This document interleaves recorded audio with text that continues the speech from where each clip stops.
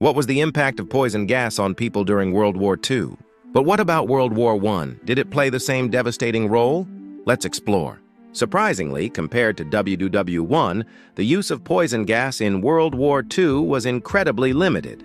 This wasn't because it didn't exist or wasn't developed. In fact, much more potent chemical agents like nerve gases were invented during this period. The major powers on both sides had vast stockpiles ready. So, why wasn't it unleashed on a grand scale? One of the biggest reasons was fear of retaliation. Every major belligerent knew that if they used chemical weapons, the enemy would almost certainly respond in kind, leading to catastrophic consequences for their own populations and soldiers. It was a terrifying standoff, a mutual assured destruction scenario on a chemical level. This deterrent effect was incredibly powerful. However, limited doesn't mean non-existent or without impact. While poison gas wasn't used on the battlefields of Europe or the Pacific in the same way as WW1, it had a profound psychological impact. The memory of the gas attacks from the first global conflict loomed large. This fear led to extensive preparations. Gas masks were issued to civilians and soldiers alike. Air raid shelters were built with gas protection in mind, and training on how to respond to a chemical attack was widespread.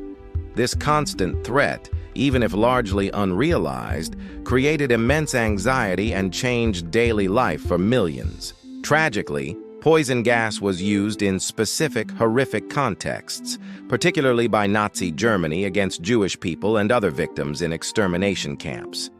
This was a completely different application from battlefield warfare, designed for mass murder in enclosed spaces, and it represents one of the darkest chapters in human history. It's crucial to remember this distinction and the unimaginable suffering it caused. Beyond these atrocities, there were also isolated incidents and non-lethal uses.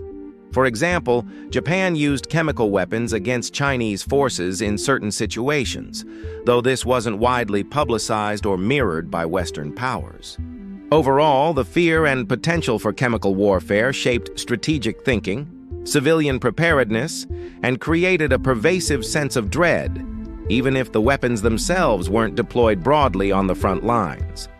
The legacy of its potential and its actual use in the camps remains a stark reminder of humanity's capacity for both innovation and destruction. If you found this historical dive interesting, please hit that like button, share your thoughts in the comments, and don't forget to subscribe for more content.